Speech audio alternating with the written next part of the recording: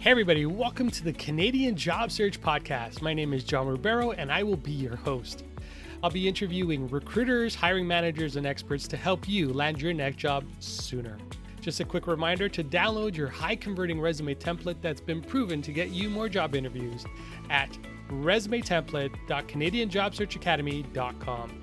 And if this episode resonates with you, then remember to subscribe, comment, and share.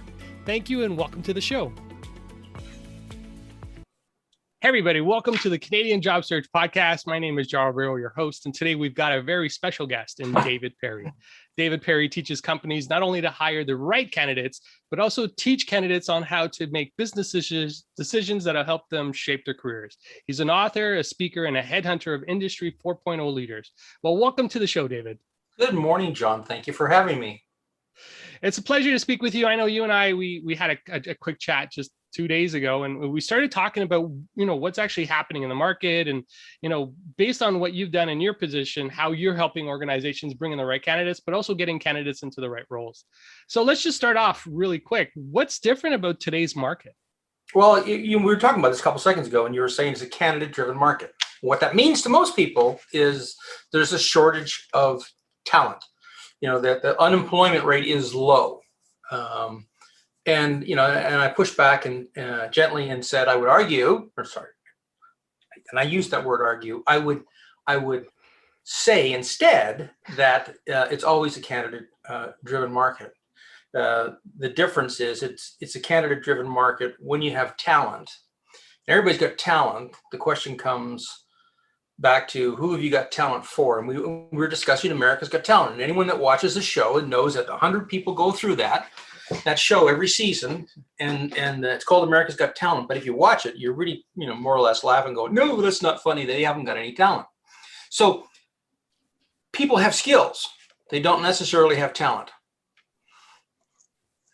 So what's the difference? What's the difference between skills and talent? Because some people are probably listening to this and they say, you know what, I've got 20 years of experience. I have all these skills, but nobody's hiring me. So what's the difference between? That's a great question. And the easiest way to think about it is, skills are things that everybody has, and talent is something, as from a recruiter standpoint, talent is something that an employer is willing to pay for, right? Not everybody that gets called for an opportunity by a headhunter or anybody else gets hired. Why? Because someone else has got a closer fit. They don't necessarily have more skills, but their talent fits that organization. Is that an easy enough answer? Yeah, no, for sure. It's, kind of going back to the basics of business, supply and demand, right? So if you have a particular skill that's in demand, then you have talent, and that's what the organization is willing to pay for. If you don't, then, it's just not there, and the organizations aren't going to pick you up. And with the switch today, right? Because there's been a lot of people that have been, due to the pandemic, not, removed or kind of shifted from, a lot of service industries, airline industries. They're moving into new careers. And one of the things that I see candidates really struggling with is how do they market their talent or market their skills that they already have? And I know this is one of the things that we talked about, but I'd like to get your insights in terms of what can a candidate do to really highlight or market their skills better? That's a great question. And, I always say every job hunter has to start with one thing. And if they get it right, everything else falls into place. If they get it wrong, they're running around for a long, long time. And it comes down to one simple thing: clarity. Who do you want to work for? Well, that's based on what skills you have that they're hiring for. So who do you want to work for? What skills do you want to use? And if you're really smart, and I'm assuming all your listeners are, those skills will actually be things you like to do. So if you can line up your likes and skills with an employer's needs, it's pretty basic, right? But the question is, how do you do that? It's actually not that hard. And so what I'd like to talk about is networking, but I want to talk about it a little bit differently. I want to talk about networking with the newly departed. Now, we're not talking about dead people. I had this discussion with Psychic Sue a couple of years ago. It's not dead people. But here's the challenge with networking, right? You decide for some reason, somehow you pick your top 10 companies, and now you want to get in that company and find out if they have a need for you. So you can spend traditional networking. You can spend weeks and months, chasing people on LinkedIn, making phone calls, trying to get informational interviews, and you might get in. But chances are you won't, because of a whole factor of reasons I'm not going to talk about today because it's going to take me off topic. There's a much easier way to, and you know how much I talk, there's a much easier way to network. Make your top 10 list, and it's 10. It's not 20, it's not 40, it's not 50. The FBI's got a top 10 list for a reason. Follow the FBI. They're setting a good example. They just knock them off 10 a year sort of thing. So if you make your top 10 list of employers, and rather than looking for jobs, okay, rather than applying for jobs, what you really need to do is find out if that company has a need. And there's a very simple way to do it. As a headhunter, this is what I do. This is simple. Take your top 10 list of companies. Pick a company. John, any company you can think of right now. Off the top of my head, let's go with Google. Google. Okay, Google. Good one to do. That was easy. Okay. Not John's Auto Body, but Google. Fine. And what department would you like to work in Google? Within Google, within human resources. Okay, perfect. So you actually go to Google. I mean, online Google, the search bar, and you type in the word Google and the word resume and the word human resources plus HR. You put that in brackets so that Google knows. And then you go over a couple of steps and you type in the negative sign, and without skipping a space, apply. Now, what that does is it tells Google to go and find all the resumes of the people that have worked at Google in human resources. Now, why would you want to do that? Well, pretty simple. They're the number one on your top of your list, right? Mm-hmm. Do you want to spend months and months and months trying to network your way into Google only to find out that the person, either they don't need you or that the person that you would be working for, much worse, is a schmuck? Probably wouldn't happen to Google, but you don't want to do that, right? Yeah, that's a waste of time. You never get back. You could be doing your Joe jobs around the house. So instead, you send Google to bring you back all those resumes, and then you start scrolling through them online, and you find someone that used to work in Google, 6, 9, maybe 12 months ago. And you bring their resume up, and what have you got? You got their entire resume, you got their phone number, you probably get their email address, and you just pick up the phone and you say, "Hi, John. My name's David Perry. I just read your resume on the internet. You got a minute?" Now, John is thinking, "Oh my God, this is a headhunter." They're really excited. Oh my God. So they're open to discussing. And they go, "Yes, what's this all about?" And you say, "Well, my name is David Perry, and I'm doing some research on Google. And I noticed that you used to work there last year or 9 months ago, whatever it was. Can I ask you some questions?" 9 times out of 10, they'll say yes. And the one time they don't, you just say, "Oh, I'm sorry, you're having a bad day. Shall I call you back later?" And they'll laugh, or they'll slam the phone down. They usually just laugh and they say, no. What do you want? I say, "Well, listen, I'm considering looking inside Google for an opportunity. And I know you used to work there. So I really like to understand, is this a good place to work? Mm-hmm. What did you learn? Why did you leave? The manager that you were working with, do they have the ear of their direct supervisor? Do people listen to them? What are their top 3 issues, John? I mean, they're director of human resources in product marketing. Mm-hmm. What are the biggest issues that Sally, your manager, is facing? You know what?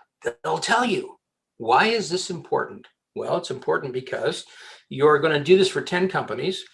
You're going to eliminate the companies because you need to talk to 1, 2, sometimes 3 people in each one of these companies to get a fair overview. But you're going to eliminate any of the companies where you realize the schmucks, because you don't want to do it, right? But you saved it. We're laughing, but no, I know. Would you rather know that they're a schmuck than you get the song and dance as a candidate? You come on board, you're all full of and vinegar, and you're giving it your all, and then your boss comes by and realize, oh my God, they really are complete fools. What have I done? Now you got to do it all over again. No. Do it all ahead of time.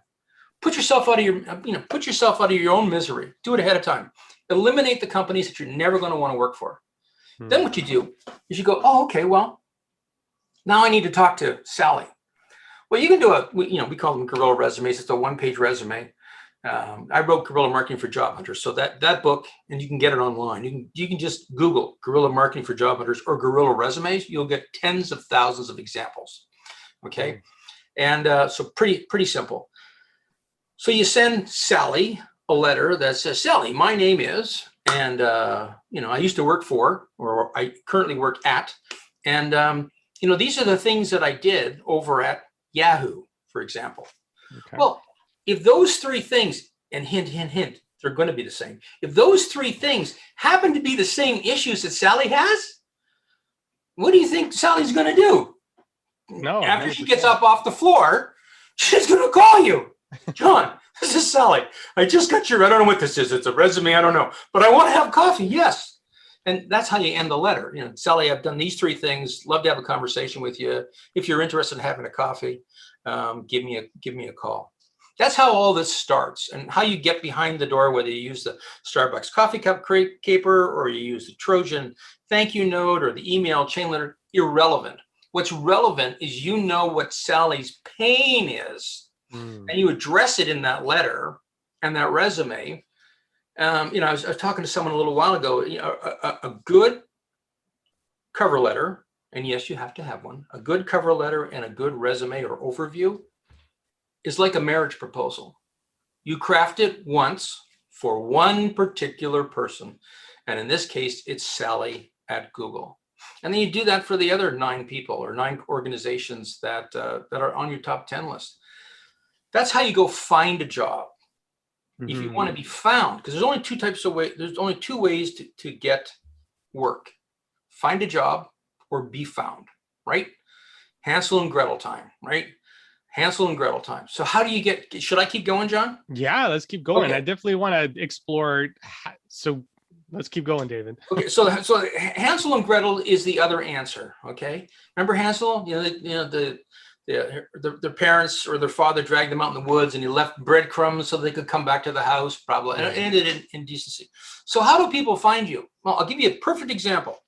8 or 9 years ago, I'm speaking at the Aviation and Aeronautical Symposium. It's like 60,000 people go to this thing. I had 700 people in a room, and 700 engineers. Are you an engineer, John? No, I'm not an engineer. So I can do this. People don't know where I am. They can't touch me. I won't be offended. I'm sure they won't be offended either.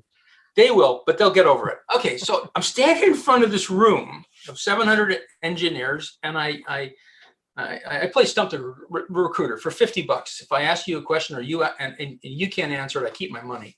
If you ask me a question and I can't answer it, you get my money. So I asked the audience, I said, how many exhaust systems engineering jobs are there in Detroit? We're standing in Detroit. And we went around the room because they're excited, right? $50 is $50. It was American money. It wasn't Canadian money. And I showed them that ahead of time, just to clarify. So we went around the room and we all agreed, nothing. There are no exhaust systems engineering jobs in Detroit.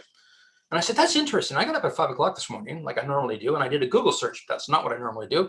I did a Google search, a Twitter search, and a LinkedIn search. And on Google, I found that there were 64 jobs for exhaust systems engineers in Detroit. And on LinkedIn, there was 33, and on Twitter, there were 16. I said, wonder how that is. I'm going to tell you. I'm going to put you out of your misery. I said, you got to understand, standing at the front of the room, I'm a recruiter. I'm a BA, for God's sake, in economics and industrial relations. Y'all are engineers.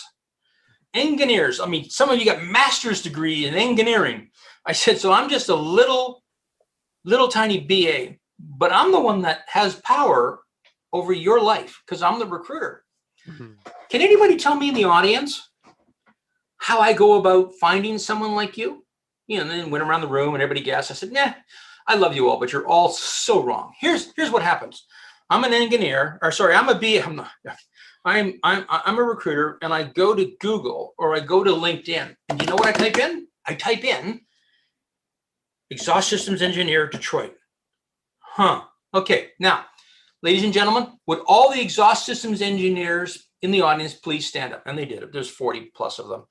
I said, listen, if I went to LinkedIn right now and typed in exhaust systems engineer, Detroit, would I find you? And before you answer that question, you would actually have to put the words exhaust system engineer and Detroit in your profile, all those people that I would find, please remain standing. And they all sat down. I said, isn't that interesting? So what's the point of this? The point of this is 2 ways to find a job. You go find it or it finds you. Well, it can't find you if you don't use the words that they're looking for you with. And I just like to drive this home. I said, most of you in the audience are old enough to remember Yellow Pages. I said, if I was going to order a pizza out of the Yellow Pages, tonight, because I'm afraid to go out because the building is surrounded by a swarm of angry engineers who want to burn me at the stake for being so insulting. I said, do you think I'd open the Yellow Pages and go to pizza, or would I go to Chinese food? If I want to eat and I'm looking for a pizza, I'm going to look in the pizza section. Or if I go on Google, I'm not going to be Googling for Chinese food using the word pizza in my in my search. So, ladies and gentlemen, the easiest way to find a job, and the easiest way to stack the deck in your favor, even today, go to LinkedIn and type in the title of the job that you want and see if you find yourself. Probably not. So do yourself a favor. Go and read the profiles of the 3 people that come up on top. You actually don't need to read number 2 and number 3, but that might be interesting. But read the profiles of the first 3 people that pop up on LinkedIn, or do the same thing in Google. And then ask yourself, okay, what keywords did I use? And why didn't I find myself? Oh, I didn't use those words on my LinkedIn profile. So go back and fix your LinkedIn profile and go to the number one, read it, see how many times they use your keywords. Now you do the same thing with your LinkedIn profile, but add 1 more keyword. It's really simple, right? If you have 4 sets of keywords and the other guy has 3, you come up first. That's how it works. And it's very similar in Google. And the point of all this is you want to work, find a job, or be found. It's a lot easier to be found. It's a lot easier to answer the phone and go, hi, David Perry. No, I'm not interested in that job. Hi, David. No, I'm not interested in that job. It's easier for you to answer the phone as a candidate and say, nah, I don't want to do that. Nah, I don't want to do that. Than it is for you to get the employer to answer the phone and say, hey, would you like to come in for an interview? It won't happen. You can be dialing for dollars for weeks.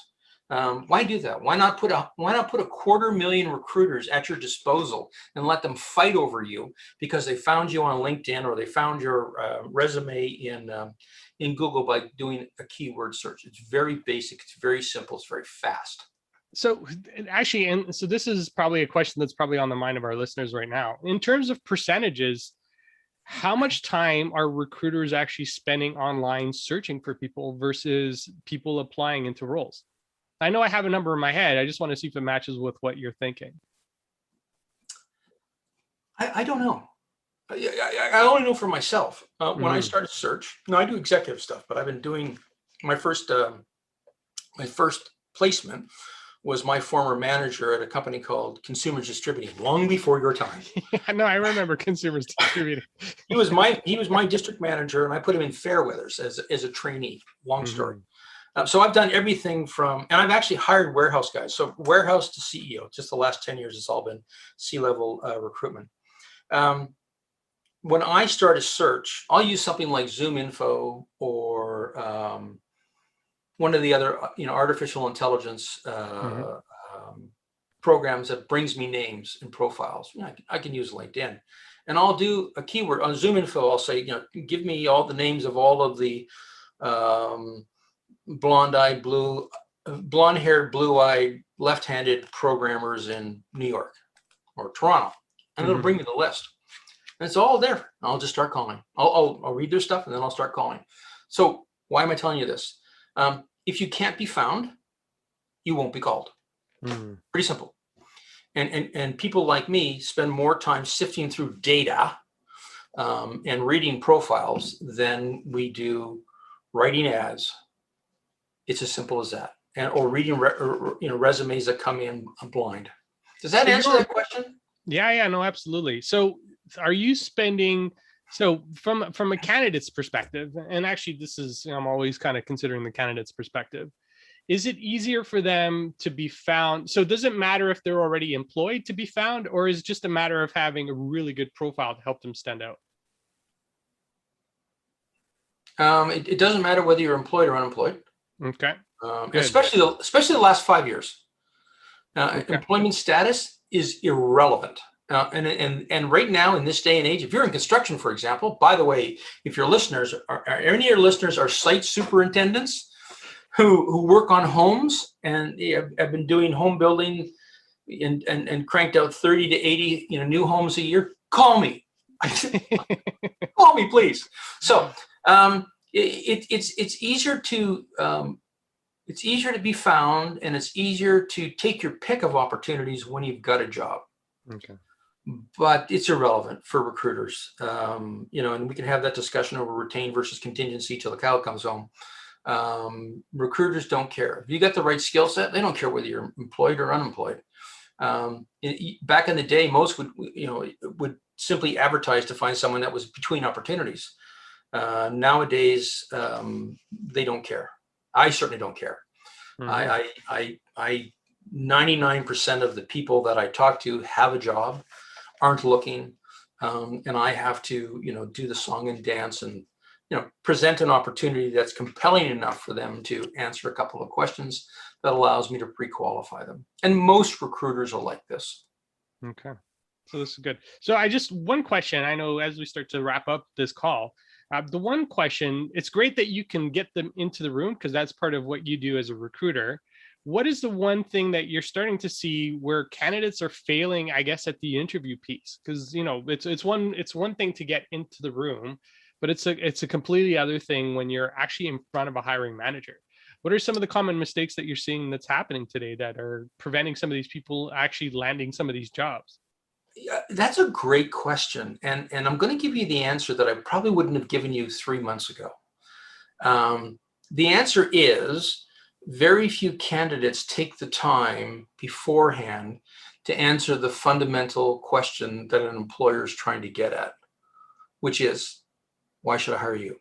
Mm-hmm. And the reason I say they're failing to do that is because sometime in the interview process, either they're going to ask that question or you need to line up for your own sake as a candidate, how your background and experience fits their needs and what's in it for you as a candidate. And what I've seen happen a lot, even at the executive level, I've seen candidates go, well, why should I work here? Do you hear that silence? Yeah. That's a stunningly stupid question to ask. Because if you can't tell me, what's that? I was just thinking, why would somebody ask that? Why should I work here? Well, there was, Dick Bowles, What Color's Your Parachute, years ago, and Dick and I are friends. God love his soul. 20 years ago, told people to ask a question like that, so to force the employer to sell you on their job. Mm-hmm. That was a great idea. Never, but it died 20 years ago. Like 2 weeks after Dick published it, but it's still in What Color's Your Parachute.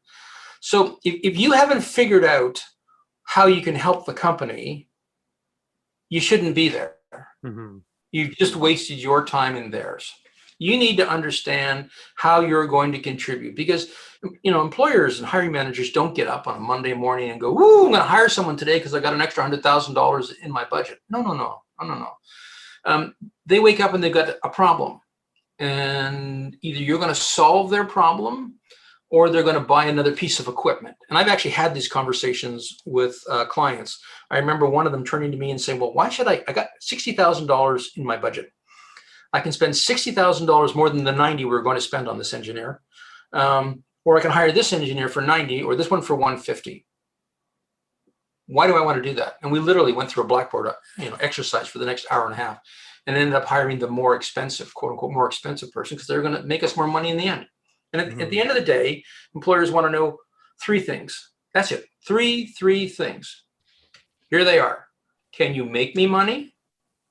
Can you save me money? Can you increase my efficiency? And all 3 of those have everything to do with their economic survival. And that's now more than ever post-COVID. Does that answer that question? Yeah, no, absolutely. I love it. It's been It's been interesting because I've been seeing a lot of people make it to the process or make it to the step where they're now in front of a hiring manager and it's not working for them. So this is great. So, how do you make the money? How do you save the money? How do you make things more efficient? Yeah. It's totally in line with what I believe as well. I want to hear the audience listen to this and actually hear this, because this is what's going to make you different. And this is what's going to make you stand out. Especially if you have, sorry, go ahead. No, go ahead, David. Just in case there are listeners there going, who the heck is this guy? And, why should I listen to him? Well, you can talk about the books I've written if you want to, but here's the back of my baseball card. More than 400 million in salaries. That's what I've negotiated over the last 35 years. I've been in business for 35 years as a headhunter. That in itself is like 5 lifetimes. I've closed 1,587 projects myself on 5 continents. We have a 1-year guarantee. And it's not relevant to candidates, but it is. We have a 1-year guarantee. I've replaced 6 people in 35 years. Why is that relevant? It's relevant because I know how to line up correctly an employer's wants and needs with the candidate's skills and abilities. And it's not that hard to do once you sit down and figure yourself out. And that starts with the self-assessment. Who do I want to work for? What do I want to do? It all starts right there. Clarity. Nice. I like that. Didn't mean to jump in and no, not at all. This is great. This is incredibly valuable information. And I know the audience, the 3 books that you have, Hiring Greatness, Executive Recruiting, Guerrilla Marketing for Job Hunters 3.0. I'll definitely share some of those links in the show notes when I release this podcast. David, but as we start to wind down, if people wanted to learn more about you or get more information about, your books or your services, anything, where could they go and get that information? So for job hunters, the easiest thing they can do is go to a new website we started called mynewjobhunt.com. Mynewjobhunt.com is a platform that we built. It's a platform for job hunters to find their next job. And the platform is all-inclusive, and it was built on the practices and principles that I wrote about in Guerrilla Marketing for Job Hunters.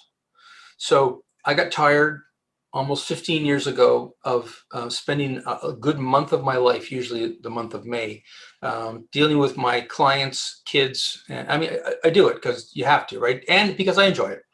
And started to write the books, and then I wrote the platform so we could reach more people more effectively. But that's where I go, mynewjobhunt.com, and there's a book there. It's free. You can buy it on Amazon for $14. You can get it on AppSumo for $1, or you can download it free on My New Job Hunt. And it's called Diary of a Successful Job Hunter. Practical tactical tips. And what it is it's literally the journal of a guy who I took through a 10-week boot camp, and the highs and the lows and what he did. And he talks about the Guerrilla resume, the Guerrilla cover letter, the Trojan thank you note, all these things that we kind of touched on today. They're all in the book, and it's free.